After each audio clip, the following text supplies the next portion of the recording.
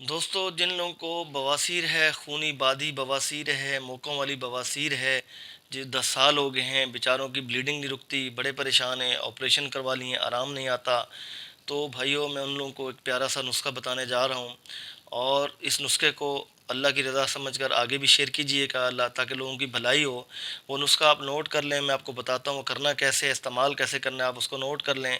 करना क्या है, आप लोगों ने सब मेहंदी के पत्ते लेने हैं, नंबर 1, और बराबर मिकदार में लेने हैं। अब जितने इंग्रेडिएंट्स बताने जा रहा हूँ सब बराबर लेने हैं।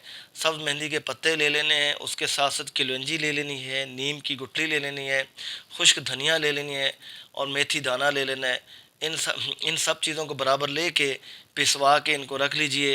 एक छोटा चम्मच सुबह शाम आपने चाय का लेना है, खाना खाने के बाद ले लीजिए। खाना उसके लेना है आपने, इसको इस्तेमाल करना है। और उसके साथ साथ होम्योपैथिक रेमेडी है, सल्फ़र 30 ले लें आप, नक्स वोमिकर 30। इसके 9 कतरे 1 घूंट पानी में सुबह दोपहर शाम लेने हैं।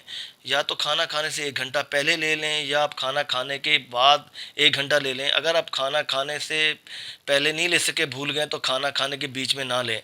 तो या तो खाना खाने से 1 घंटा पहले ले लें या खाना खाने के 1 घंटा बाद ले लें। तो ये नक्स वोमिका 30 और सल्फ़र 30 ये इस्तेमाल कर लीजिए। इसको इस्तेमाल करते हैं, ऐसा नहीं है आप 1 महीना इस्तेमाल करके छोड़ दें।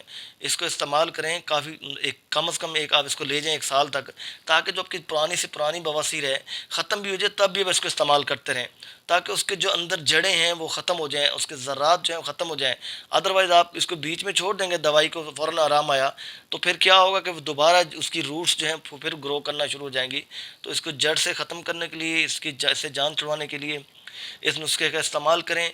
ऊपर जो हर्बल नुस्खा मैंने आप लोगों को बताया, ये पंसार के पास चले जाइए, वहाँ से अपने सामने इसको साफ़ सुथरा चीज़ें लेके पिसवा लें, एक जार में रख लें। सुबह खाने के बाद एक छोटा चाय का चम्मच, और शाम को खाने के बाद 1 चम्मच।